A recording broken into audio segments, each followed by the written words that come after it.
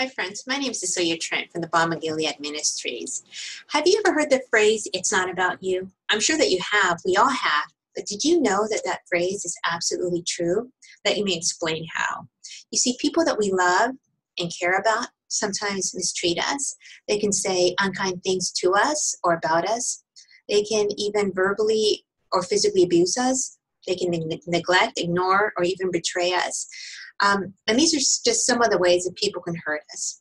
And our first reaction is almost always to personalize it, especially in our everyday relationship conflicts. But what happens then is that we get offended and we become defensive and we lash out. And now it's a war zone. And we get caught up in this vicious cycle that breaks down communication and relationships. And now instead of repaying evil with good, as God's word tells us to do, we are doing the opposite. And we're getting caught up in this tit for tat.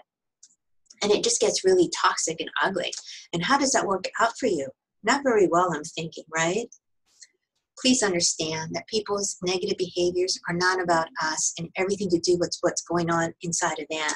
And we can't react by taking ownership of their stuff when they're acting out of unhealthy patterns of behavior that they brought into the relationship that we're not responsible for. It will not only hurt us deeply, but makes us believe that there's something wrong with us. And now it's affecting how we see ourselves. So what can we do?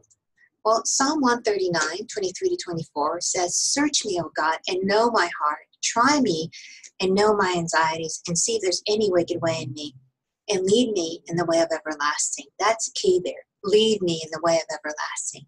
This verse is all about looking within and asking the Lord to examine our own hearts, not anyone else's. And at the end of the day, all we can do is take ownership and responsibility for our own stuff.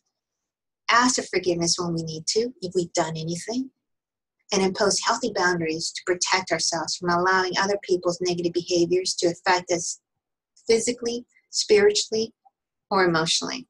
And then release it at the foot of Jesus.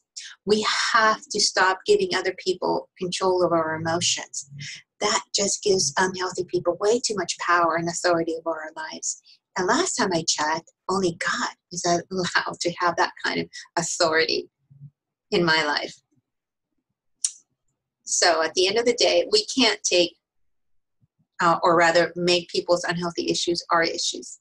When we do that, they own us, causing us to lose sight of who we are because we are so caught up in them and their stuff and their drama. And they will live rent-free in our heads and it will consume us. And that's bondage. And that only leads to bitterness, to anger and resentment, robbing us of our joy and our peace, and yes, even our sanity. And that's no way to live. Choose instead to protect your heart and let Jesus teach you how to respond in a healthy way to those who have caused you pain so that you can live in peace and joy, regardless of what others do. Amen. As always, we love to be a counseling resource for you. Please contact us at thebalmofgilead.co. Follow us on Instagram and like us on Facebook. And tell your friends about our ministry. We offer donation-based biblical counseling for God's hurting people. And also be sure to check out our book, Hurting Hearts Restored. It's available on Amazon. And it answers a lot of the why behind our current emotional and relationship struggles. Until next time, God bless you and stay in His grip. Bye-bye.